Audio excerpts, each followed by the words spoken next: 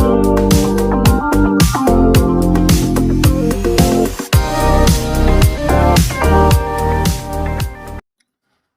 semua, salam sejahtera Malaysia. Saudara-saudara, tuan-tuan dan puan yang amat dihormati. Kita mendengar banyak tangkapan yang dilakukan SPRM. Nah, itu menunjukkan SPRM, Suruhanjaya Pencegahan Rasuah Malaysia, membuat kerja dengan baik. Hari ini pula kita mendengar satu lagi individu yang terkenal, yang bergelar Datuk Seri, ditahan karena mengemukakan matan palsu. Satu artikel dari My Metro. Ini pasti satu tangkapan yang mengejutkan. Tidak kiralah kau Cegu kah, kau Datuk kah, kau YB kah, ahli parlimen, adun, Datuk Seri sekalipun, Tan Sri sekalipun, orang kaya pun, kalau ditangkap tetap akan ditangkap juga. Artikel ini dari My Metro. Bekas pengerusi koperasi bergelar Datuk Seri ditahan, kemuka matan palsu. Ini pasti tangkapan yang mengejutkan. Tidak kiralah dari pihak pembangkang, dari pihak kerajaan.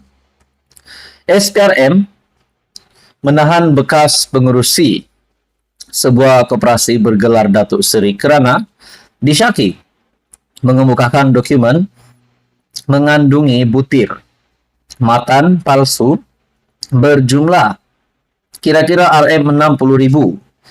Sumber berkata suspek yang berusia 60-an ditahan SPRM ketika hadir memberi keterangan.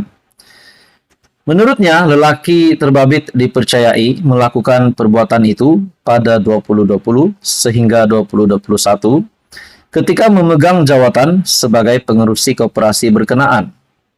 Suspek juga dipercayai mengemukakan tuntutan pembayaran khidmat nasihat bagi projek di Johor dan bayaran pendahuluan bagi projek pembangunan bercampur di Kuala Selangor, sedangkan kerja-kerja itu tidak dilaksanakan.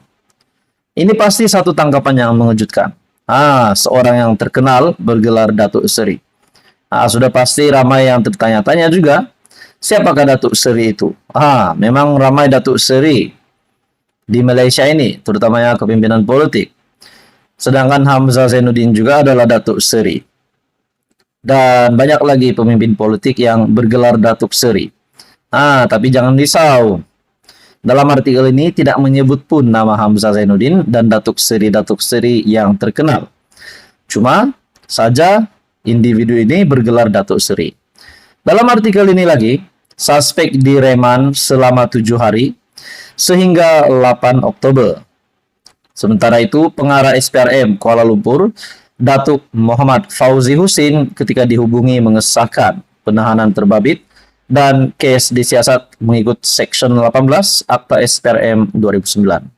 Saudara-saudara, bagi saya ini pasti satu tangkapan mengejutkan dan juga pasti satu amaran supaya tidak ada pemimpin yang lain melakukan hal sedemikian. Sekian saja, teruskan bersama di dalam channel ini untuk info yang seterusnya. Halo semua, salam sejahtera Malaysia, tuan-tuan dan puan yang amat dihormati semua. Pilihan raya kecil Dun Pelangai yang akan diadakan pada 7 Oktober pada Sabtu menarik perhatian ramai orang.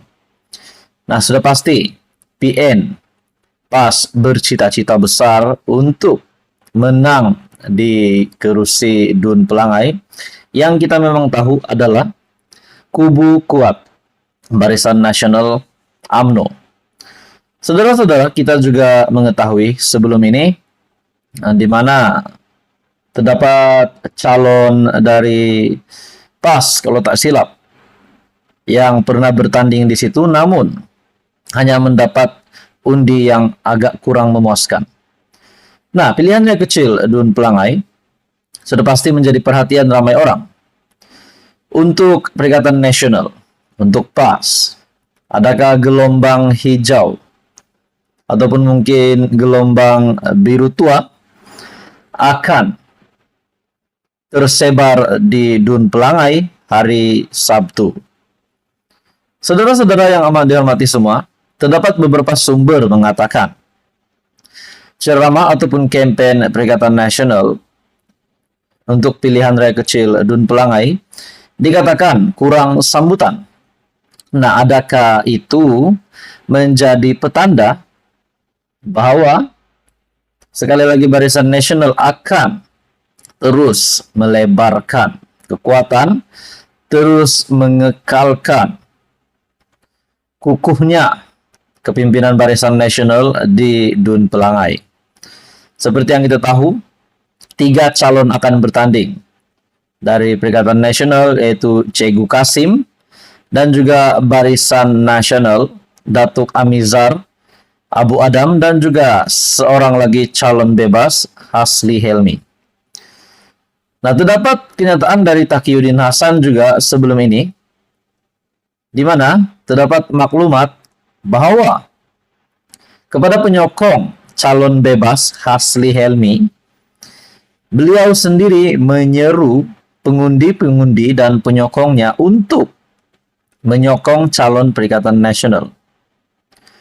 Saya melihat itu adalah satu perkara yang sebagai pemerhati politik, satu perkara ini hanya pendapat secara pribadi.